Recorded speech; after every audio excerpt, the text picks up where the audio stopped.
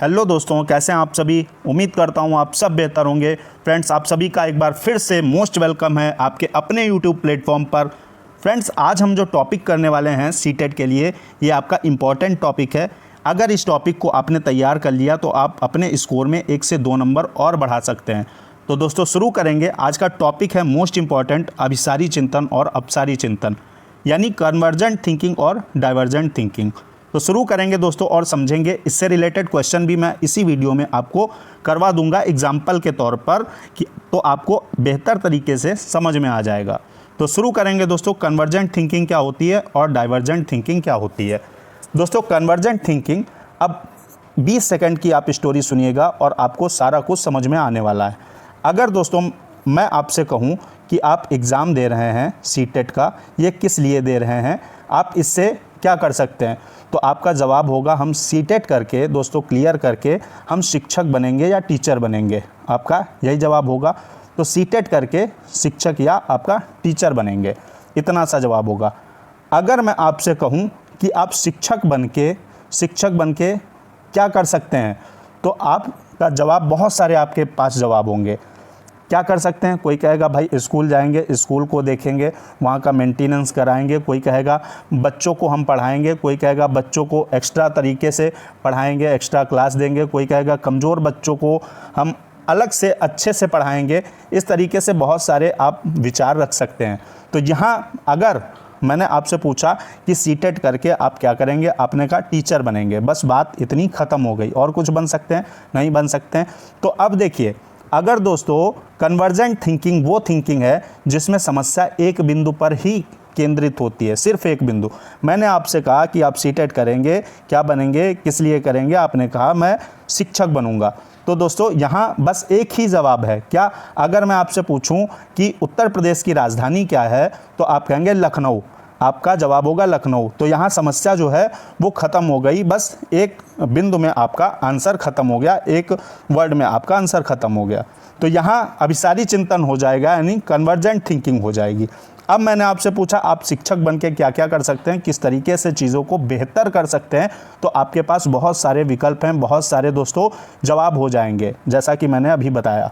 तो अभिसारी चिंतन आप समझ गए। अब अपसारी चिंतन क्या है? इसमें समस्या एक बिंदु पर केंद्रित नहीं होती है, इसमें बल्कि समस्या को कल्पना शक्ति एवं क्रिएटिविटी का प्रयोग करके कई प्रकार से हल किया जा सकता है।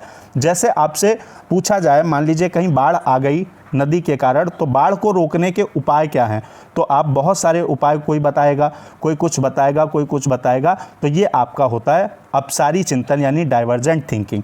और यहाँ समस्या सिर्फ एक बिंदु पर केंद्रित होती है, एक बिंदु को हल किया जाता है। तो आप समझ चुके होंगे अभिसारी और अपसारी चिंतन क्या है। देखेंगे, अगला देखेंगे। अभिसारी सोच में किसी समस्या का एक ठोस समाधान शामिल होता है। जैसे मैंने आपसे पूछा यूपी की राजधानी, आपने कहा लखनऊ, बस समस्या खत्म हो गई। तो ये आपका अभिसारी सोच हो गई, ठीक है, कन्वर्जेंट थिंकिंग। अपसारी सोच में कई विचारों और समस्याओं के समाधानों की खोज करती है। अपसारी सोच जो है वो कई सारे विचार लाती है और समस्याओं के समाधान की खोज करती है। अभिसारी सोच अधिक सीधी और केंद्रित होती है। अभिसारी सोच जो है आपकी, जिसको बोलते हैं कन्वर्जेंट थिंकिंग, वो आपकी सीधी और केंद्रित होती है, सीधे एक पॉइंट पे केंद्रित होती है। जबकि अपसारी सोच मुक्त रूप से कल्पनाशील होती है। यानी बच्चे को अगर हम कहें कि बेटा कैसे पर्यावरण को हम अच्छा रख सकते हैं, तो वो कहेगा भाई प्लास्टिक का यूज़ मत करो, पेड़ लगाओ, आप जल बचाओ, इस तरीके से बहुत सारे पॉइंट कहेगा। तो ये होती है आपकी अपसारी सोच। तो यहाँ से रिलेटेड दोस्तों कुछ क्वेश्चन आपके एग्ज़ाम के नज़रिए से बेहतर हैं आपके और बहुत इम्पॉर्टेंट हैं। तो देखेंगे क्या है। पहला क्वेश्चन है, अपसारी चिंतन को सर्वोत्तम रूप से एक ऐसी प्रक्रिया के रूप में वर्णित किया जाता है जो। अब अपसारी चिंतन है, ठीक है, परिणाम का एक सही उत्तर है। एक सही उत्तर अगर होगा तो दोस्तों वो अभिसारी चिंतन होगा, कन्वर्जेंट थिंकिंग होगी। इसमें एक ही समस्या खोजने के लिए अनेक संभावनाओं को सीमित करना शामिल है, ठीक है। तीसरा है, संभावित समाधानों की सीमा का विस्तार करता है। तो इसमें क्या है दोस्तों, इसमें आपका संभावित समाधानों की सीमा का विस्तार, यानी जो भी आपके समाधान संभावित हैं उनकी बहुत सारी सीमाएं हैं। तो आपका थर्ड ऑप्शन क्या हो जाएगा, सही हो जाएगा। चौथा गलत, तार्किक तर्क और सटीकता पर, यह आपका अभिसारी चिंतन से रिलेटेड है। तो इसमें क्या हो जाएगा, आपका इसमें थर्ड ऑप्शन करेक्ट है।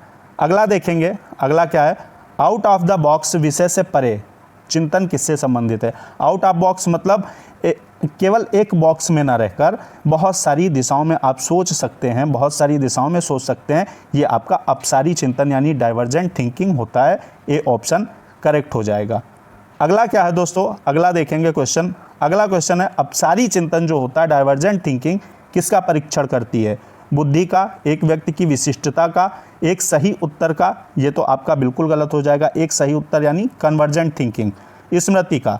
तो इसमें दोस्तों आपका बी ऑप्शन यानी सेकंड ऑप्शन सही हो जाएगा। एक व्यक्ति की विशिष्टता का परीक्षण करती है आपका अपसारी चिंतन की, व्यक्ति कितने तरीके से समस्या को सॉल्व कर सकता है, कितने तरीके से सोच सकता है। तो आपका सेकंड ऑप्शन करेक्ट हो जाएगा। तो दोस्तों आज के वीडियो में हमने सीखा अपसारी और अभिसारी चिंतन क्या होता है और इससे रिलेटेड क्वेश्चन भी किए। अगले वीडियो में मैं आपको क्वेश्चन करवा दूंगा। चैनल को सब्सक्राइब कर लीजिएगा, बेल आइकन प्रेस कर लीजिएगा। मिलते हैं दोस्तों अगले टॉपिक के साथ। जय हिंद, वंदे मातरम।